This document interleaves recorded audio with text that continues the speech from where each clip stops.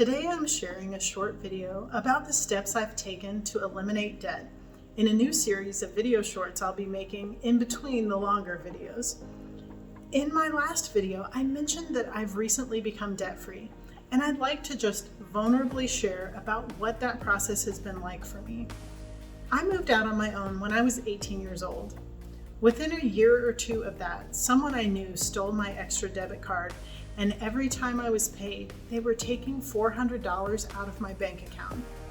Now, I'm going to date myself, but this was before cell phones and apps and digital bank statements. Back then, you could only use a debit card at an ATM machine. Over time, they had taken out over $2,000, and what ensued was that I had about 25 checks bounce, dealing with the fraud department at the bank, and a bunch of stuff like that.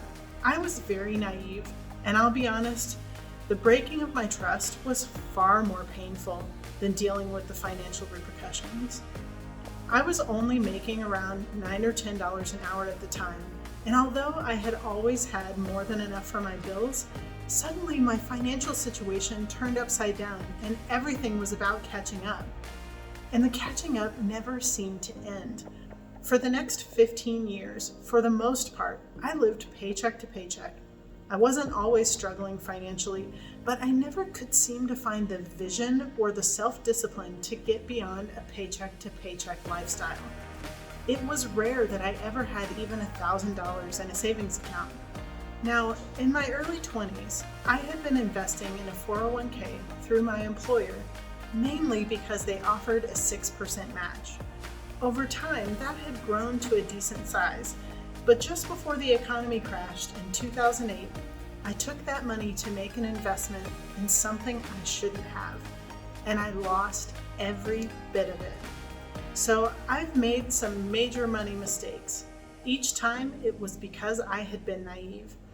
And it can be a real emotional drain to look at what has been lost and find the motivation to start over again. Honestly, I waited far too long to start over again.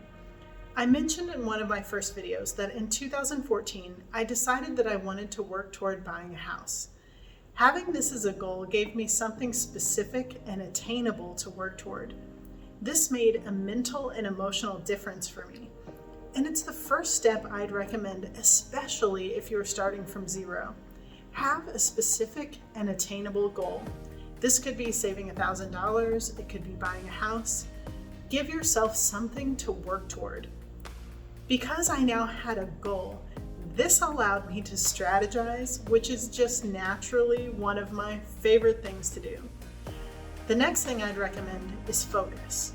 A lot of people talk about how you should just turn your finances on autopilot, and I understand what they mean, but for me, I needed to do the opposite. What I began doing was logging into my banking apps every single day. It didn't matter if nothing had changed from the day before. I wanted to know exactly what my numbers were. I'm a little bit of an impulse buyer and just as much of an impulse giver. Now, I'm not saying that giving is bad, but sometimes my giving comes more from my pride than from a healthy and generous place. I want to be the one that can provide, the one that never needs help from anyone else. And it was financially crippling for me. And I was doing it to myself. So by looking at my numbers every day, I had my head in the right mental space. My goals became more important than my impulses.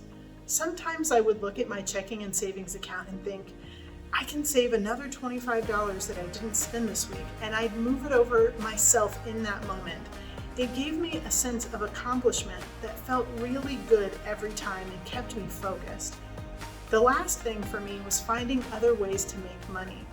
My first time around, this was mainly picking up some freelance graphic design work. I'm sure at some point I'll do another video about side hustles. Because I was focused, I didn't mind doing extra work because I was seeing my goal and it was getting closer and closer. Before I knew it, I had paid off any debts and had enough saved for the down payment on my first house. We all have tendencies when it comes to money. Maybe your tendency is impulsive like mine. Maybe you tend more toward holding tightly to your money out of fear. Whatever our tendencies are, it's important to know them and to know how to overcome yourself. I still, to this day, can struggle with my impulses. I had to dig myself out of even more debt a second time around, but I used the same process. I had an attainable goal, I focused every day, and I found ways to increase my income. Please like and subscribe, and feel free to let me know your goals in the comments. I can't wait to see where your dreams will take you.